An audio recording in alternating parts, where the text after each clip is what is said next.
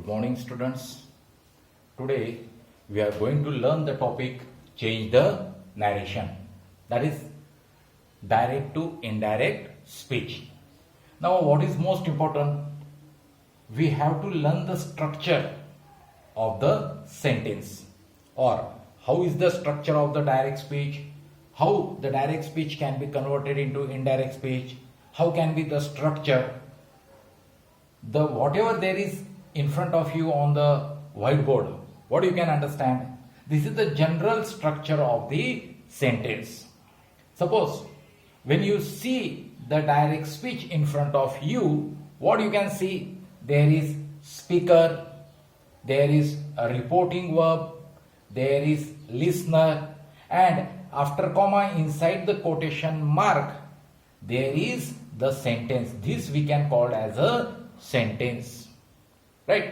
म्हणजेच सांगायचं तात्पर्य काय आहे की जेव्हा आपल्याला डायरेक्टचं इनडायरेक्ट स्पीच करायचं असते त्यावेळी आपल्याला त्या डायरेक्ट स्पीचच्या स्ट्रक्चर मधल्या कोणकोणत्या गोष्टी काय आहे हे माहीत असणं फार गरजेचं असते. उदाहरणार्थ, हा आहे तुमचा वक्ता, ज्याला इंग्लिशमध्ये आपण स्पीकर म्हणतो. त्याच्यानंतर रिपोर्टिंग वर्ब, त्याच्यानंतर हा आहे तुमचा श्रोता, आणि त्यानंतर या अवतरण चिन्हाच्या आतमध्ये असते वाक्य. Now what we are going to do? We are going to change this direct speech into indirect speech. Now, how to change the indirect speech? How to change the direct speech into indirect speech? Let us see. First, we have to write the speaker. नेहमी आपल्याला पहिले काय लिहावं लागणार आहे? Speaker, वक्ता. हे वाक्य कोणी म्हटलेलं आहे तो वक्ता आपल्याला पहिले घ्यावं लागेल. Next, we have to write the reporting verb. Sometimes, according to the kind of this sentence, this reporting verb may change while writing into indirect speech. म्हणजेच जेव्हा आपल्याला इनडायरेक्ट स्पीच लिहायचं असते, हे अवतरण चिन्हाच्या आतमध्ये असणाऱ्या वाक्याच्या प्रकारावरून आपल्याला हा रिपोर्टिंग वर्ब घ्यावा लागतो. म्हणजे जिथे हा जो रिपोर्टिंग वर्ब इथे आहे तोच इथे लागेल हे जरुरी नाही. तो वाक्याच्या प्रकारानुसार इंडायरेक्ट करत असताना आपल्याला तो रिपोर्टिंग वर्ब घ्यावा लागतो. पुढे रिपोर्टिंग वर्ब नंतर असतो लिस्नर. बरेचदा वाक्यामध्ये लिस्नर असतो आणि कधी कधी वाक्यामध्ये लिस्नर नसतो. Right. Many times there is listener in the sentence, और sometimes you can see that there is no listener. No problem.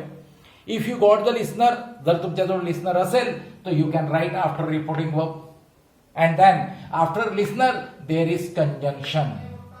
Now the question is what kind of conjunction we need? What are those conjunction? Yes. तर इथे कोणता conjunction आपल्याला लागेल? तो conjunction असतो या अवतरण चिन्हाच्या आतमध्ये असणाऱ्या वाक्याच्या प्रकारावरून. आपल्याजवळ विविध प्रकारचे वाक्य आहे. पुढे तुम्हाला जेव्हा मी ते रूल्स नियम्स तुम्हाला सांगणार आहे कशा पद्धतीने आपल्याला हे बदलायचं आहे, तेव्हा तुमच्या लक्षात येईल की आपल्याला या वाक्याच्या प्रकारानुसार इथे कोणता कंजंक्शन वापरायचा असतो. सेकंड, आपल्याला कंजंक्शन नंतर हे वाक्य आपल्याला लिहायचं असते, पण हे वाक्य लिहित असताना याच्यामध्ये बराच बदल घडवून आणावा लागतो. राईट. म्हणजे नेमका तो बदल कसा घडवायचा, काय घडवायचा आहे ते तुम्हाला मी स्टेप सांगणारच आहे. पण काय काय बदल घडतो? होऊ शकते या वाक्याचा काळ बदलणार, होऊ शकते या वाक्यामध्ये असणारे काय सर्वनाम असतील, प्रोनाउन्स असतील ते आपल्याला बदलावं लागणार आहे. होऊ शकते या वाक्यामध्ये स्थलदर्शक, दिशादर्शक, कालदर्शक शब्द असतील ते आपल्याला बदलावे लागतील. अजून एक गोष्ट, हा जो लिस्नर आहे या स्ट्रक्चरमध्ये मी तुम्हाला लिस्नर या अवतरण चिन्हाच्या बाहेर दाखवलेला आहे. बरेचदा काय होतो की हा जो लिस्नर आहे या अवतरण चिन्हाच्या आतमध्ये सुद्धा असतो. म्हणजे आपल्या लक्षात येते वाक्य वाचत असताना, समजत असताना की कोण लिस्नर आहे, कोण श्रोता आहे, पण इनडायरेक्ट करत असताना हा जो लिस्नर आहे हा कंजंक्शनच्या अगोदरच घ्यावा लागतो. So this is what is the general structure of the direct speech and this is the general structure of the indirect speech. Yes. Now what you can see from this structure or inside this quotation mark, this particular sentence is an assertive sentence. हे तुम्हाला अवतरण चिन्हाच्या आतमधलं असणारं जे वाक्य आहे हे आहे असर्टिव्ह सेंटेन्स. पण आपल्याला विविध प्रकारचे वाक्य याच्या अवतरण चिन्हाच्या आतमध्ये येतील. आपण पुढे बघूच कोणतं वाक्य आलं तर आपल्याला काय काय चेंजेस करावं लागणार आहे ते आपण बघणारच आहोत. आता पुढचा महत्वाचा मुद्दा काय? steps to be kept in mind before changing the narration. म्हणजेच आपल्याला चेंज द नॅरेशन करत असताना काही स्टेप्स आपल्याला आपल्या डोक्यात ठेवणं गरजेचं आहे. मग त्या स्टेप्स कोणत्या आहे? मग त्या स्टेप्स आपल्याला काय काय आहेत ते आपण आता बघूया. Now first step. Now what is your first step? Identify the kind of sentence inside the quotation mark. यालाच आपण अवतरण चिन्ह म्हणतो, यालाच इंग्लिशमध्ये म्हणतात कोटेशन मार्क्स. या कोटेशन मार्कच्या आतमध्ये असणाऱ्या वाक्याचा प्रकार पहिले आपल्याला ओळखायचा आहे. Now what is the kind of that sentence? Now second step. Now what is the second step? Identify the tense of the reporting verb and sentence. काय म्हटलंय बघा, identify the tense of the reporting verb. This is what is our reporting verb and sentence. आणि हा sentence म्हणजे आपल्याला काय करायचं आहे, या रिपोर्टिंग वर्बचा काळ ओळखायचा आहे आणि या अवतरण चिन्हाच्या आतमध्ये असणारं हे जे वाक्य आहे या वाक्याचा आपल्याला काय ओळखायचं आहे, काळ ओळखायचा आहे. राईट. म्हणजे आपण काय केलं, पहिलं काम काय केलं, पहिली स्टेप काय होती, अवतरण चिन्हाच्या आतील वाक्याचा प्रकार ओळखला. No what is the second step? Second step मध्ये आपण काय बघितलं की या अवतरण चिन्हाच्या आतमध्ये असणाऱ्या वाक्याचा काळ ओळखला आणि या रिपोर्टिंग वर्बचा सुद्धा काळ आपण ओळखला. आता थर्ड स्टेप काय आहे? थर्ड स्टेप काय म्हणते, identify the pronouns related to speaker and listener. हा जो स्पीकर आहे आणि हा जो लिस्नर आहे याच्या संबंधित असणारे या वाक्यामध्ये कोणकोणते प्रोनाउन्स आहे, कोणकोणते सर्वनाम आहे ते आपल्याला ओळखायचे आहे. म्हणजे कोणते सर्वनाम स्पीकरचे आहे, कोणते सर्वनाम श्रोत्याचे आहे, लिस्नरचे आहे ते आपल्याला ओळखायचे आहे. त्याच्यानंतर चौथी स्टेप काय म्हणते, choose the correct conjunction while changing into indirect speech.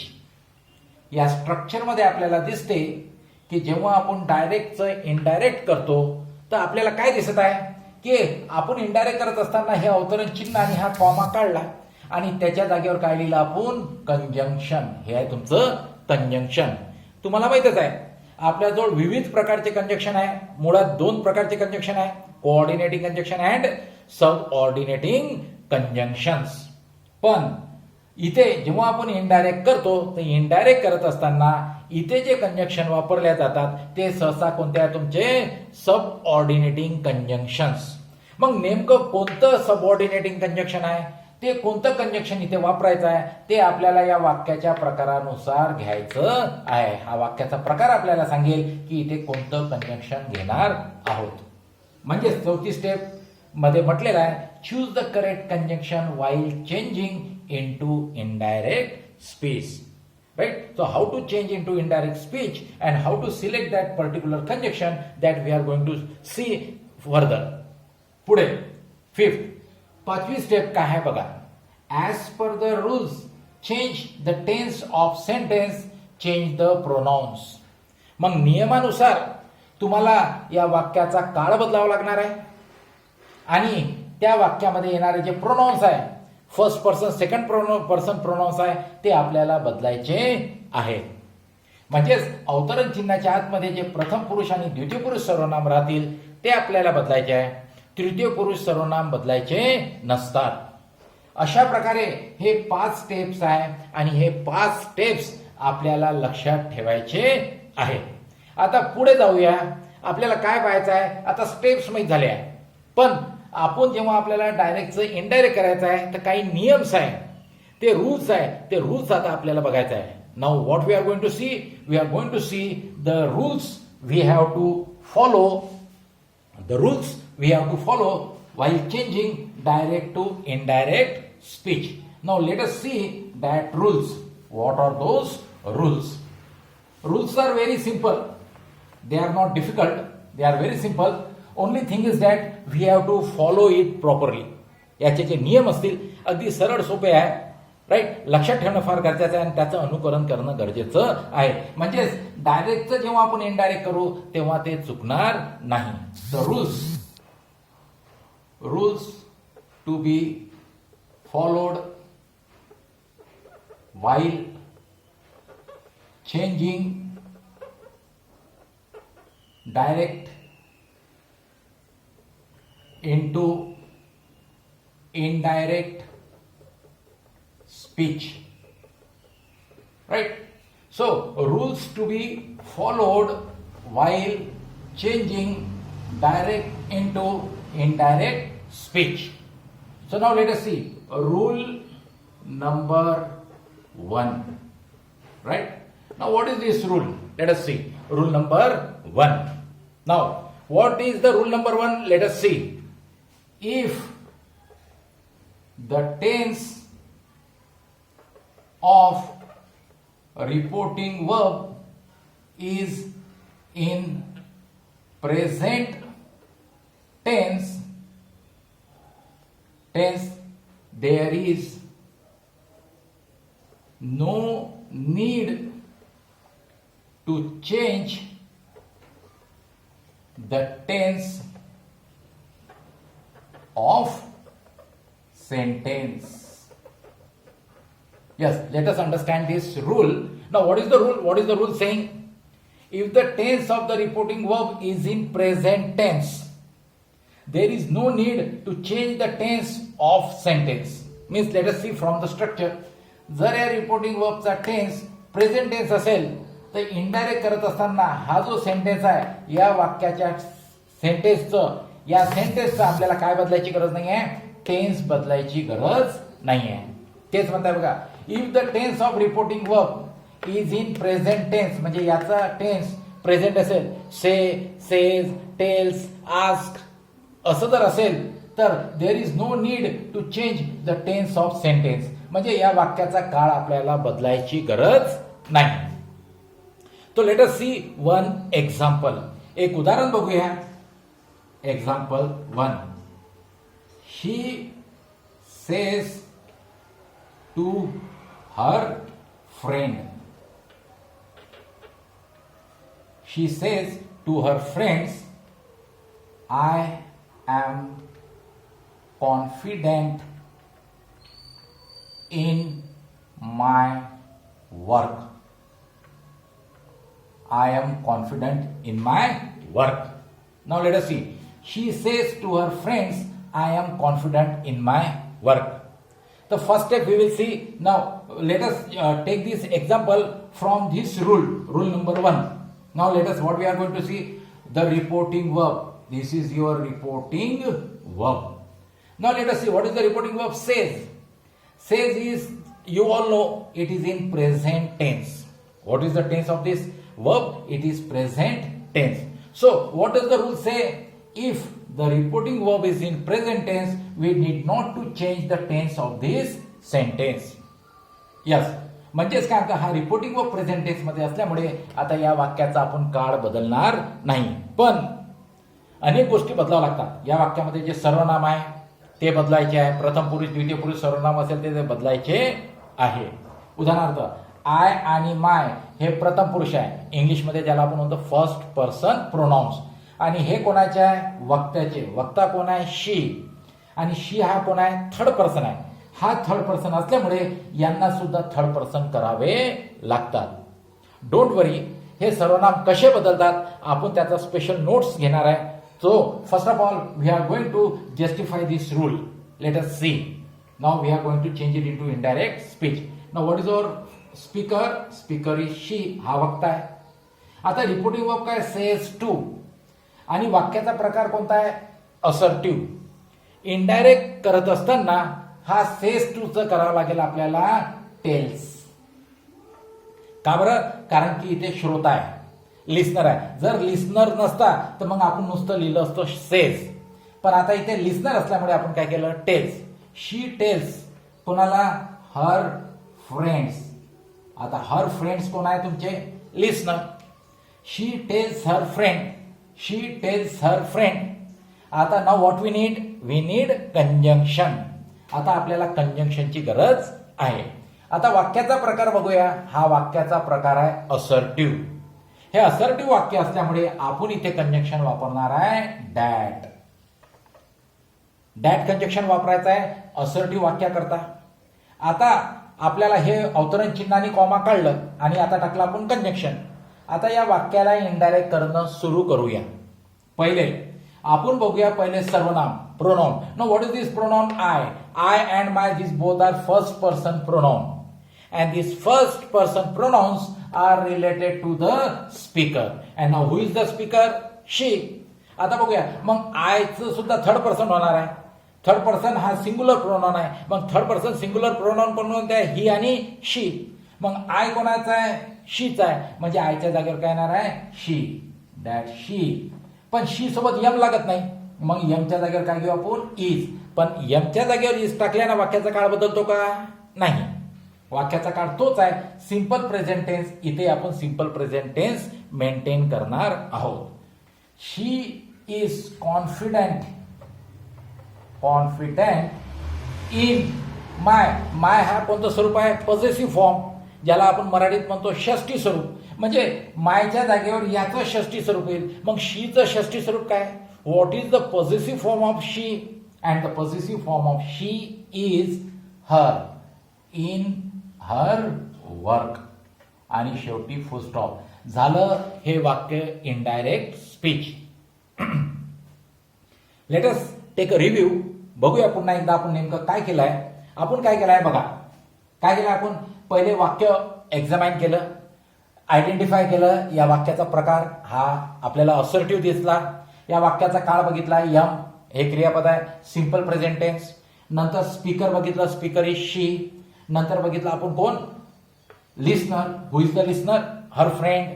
त्याच्यानंतर रिपोर्टिंग वर्ब बघितलं, सेज टू. यस. आता आपल्याला बघितलं. मग पहिली स्टेप ही लक्षात आली. If the tense of reporting verb is present tense there is no need to change the tense of the sentence. म्हणजेच जर या रिपोर्टिंग वर्ब प्रेझेंट टेन्स मध्ये असेल तर या अवतरण चिन्हाच्या वाक्याचा काळ बदलायचा नाही. मग आपण काय केलं? शी सेज टू च्या जागेवर घेतलं टेल्स. मग असं का बरं केलं? कारण की इथे कोण आहे? श्रोता. श्रोता असेल तर इथं सेज होऊन जाईल टेल्स.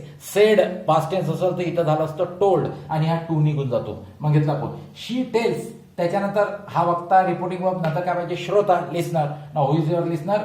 Her friends. शी टेल्स हर फ्रेंड्स. आता पाहिजे कंजक्शन. आता हा असर्टिव्ह सेंटेन्स असल्यामुळे आपण कंजक्शन काय घेतलेलं आहे? डॅट. मग हे घेतलं that. She tells her friends that she is confident in her work.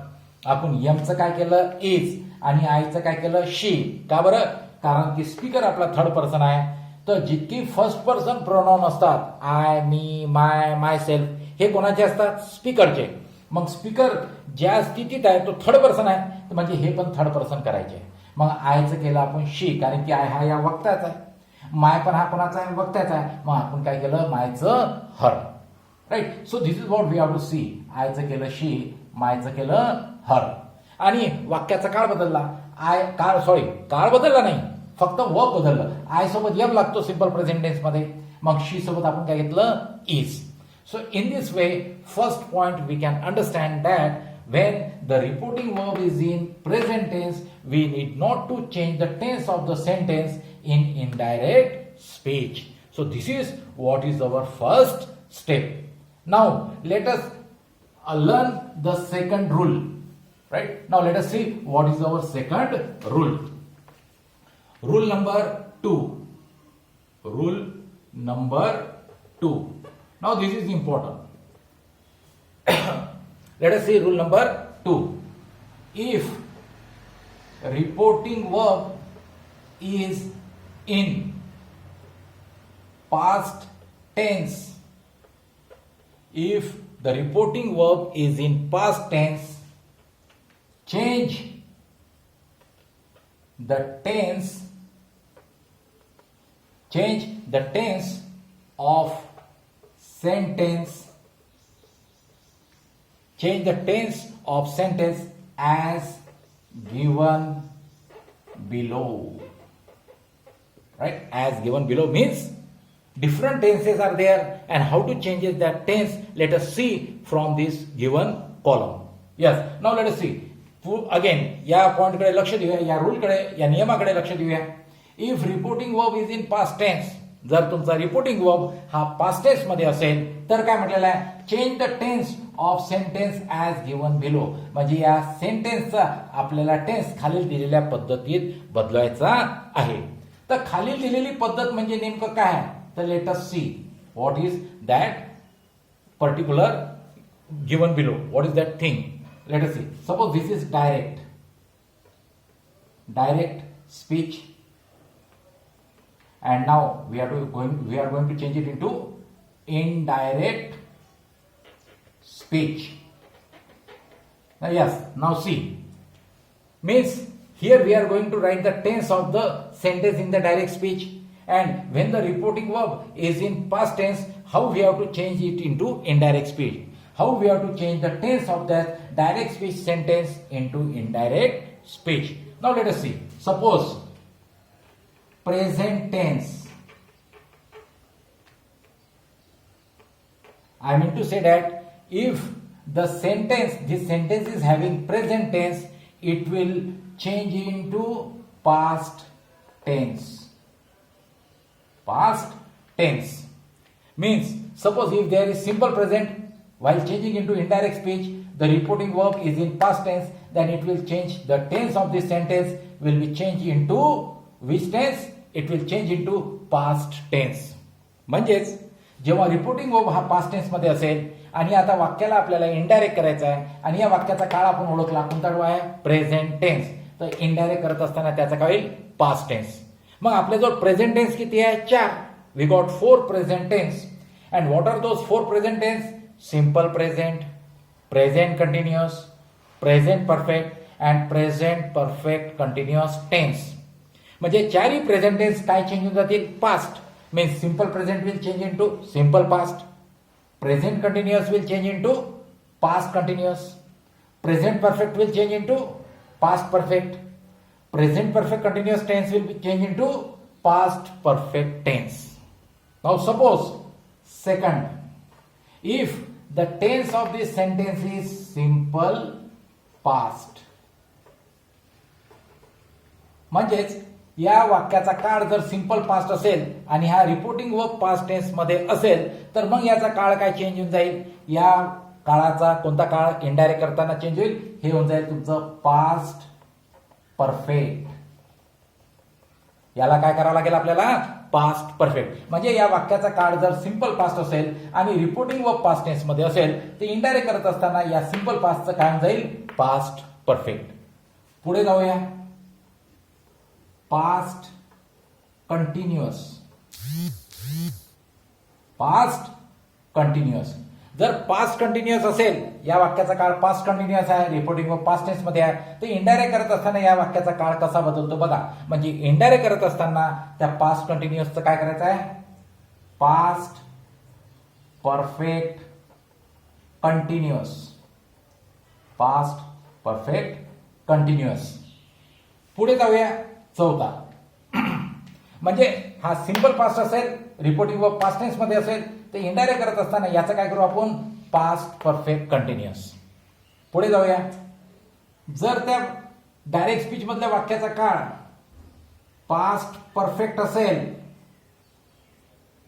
Past perfect असेल तर तो काळ बदलणार नाही, तो पास्ट परफेक्टचा पास्ट परफेक्टच राहील, पास्ट परफेक्ट. पुढे जाऊया, पास्ट परफेक्ट कंटिन्युअस. कोणता टेन्स असेल, पास्ट परफेक्ट कंटिन्युअस. म्हणजे जर या वाक्याचा काळ पास्ट परफेक्ट कंटिन्युअस टेन्स असेल तर मग त्याला आपण काळ बदलायचा नाही, तो तसाच राहील, जरी या रिपोर्टिंग व प्रेझेंट टेन्स मध्ये असो की पास्ट टेन्स मध्ये असो, म्हणजे तोच राहील, past perfect continuous, past perfect continuous. म्हणजेच बघा, आपल्याजवळ टोटल 12 टेन्स आहे, त्या 12 पैकी 8 टेन्स आपण बघितलेले आहे. म्हणजे नियम काय बघत आहे आपण, जर रिपोर्टिंग वर्ब हा पास्ट टेन्स मध्ये असेल तर इनडायरेक्ट करताना या वाक्याचा काळ खालील पद्धतीत बदलेल. ही आहे खालील पद्धत. मग कसा बदलेल, जर या वाक्यामध्ये टेन्स प्रेझेंट असेल तर त्याचं पास्ट करायचं, मग सारे प्रेझेंटचं पास्ट करायचं. Simple present will change into simple past, Present continuous will change into past continuous. Present perfect will change into past perfect. And present perfect tense, present perfect continuous will change into past perfect continuous tense. Similarly हे झाले 4 present tense. आता बघूया past टेन्सचे 4 प्रकार. पहिला, जर या वाक्याचा काळ सिंपल पास्ट असेल तर इनडायरेक्ट करत असताना तो बदलून जाईल पास्ट परफेक्ट. पण केव्हा? जेव्हा हा रिपोर्टिंग वर्ब पास्ट टेन्स मध्ये असेल. पण जर हा रिपोर्टिंग वर्ब प्रेझेंट टेन्स मध्ये असेल तर या अगोदर हा जो रूल नंबर 1 बघितला त्यानुसार त्या वाक्याचा काळ बदलणार नाही. पण आता पास्ट टेन्स हा रिपोर्टिंग वर्ब आहे, म्हणजेच या सिंपल पास्टचं करू आपण पास्ट परफेक्ट. या वाक्यामध्ये जर डायरेक्ट स्पीचच्या वाक्यामध्ये जर पास्ट कंटिन्युअस असेल तर त्याचे इनडायरेक्ट करताना होऊन जाईल पास्ट परफेक्ट कंटिन्युअस. पुढे जर या डायरेक्ट स्पीचच्या वाक्याचा काळ पास्ट परफेक्ट असेल तर हा बदलणार नाही, तो तसाच राहील पास्ट परफेक्ट. आणि पास्ट परफेक्ट कंटिन्युअस टेन्स असेल तर तो सुद्धा बदलणार नाही, तो तसाच राहील past perfect continuous tense. So in this way we covered almost 8 tense. Now 4 tense are remaining, that is about the future tense. And we all know future tense मध्ये आपण काय वापरतो? Future tense मध्ये generally what we use? Shall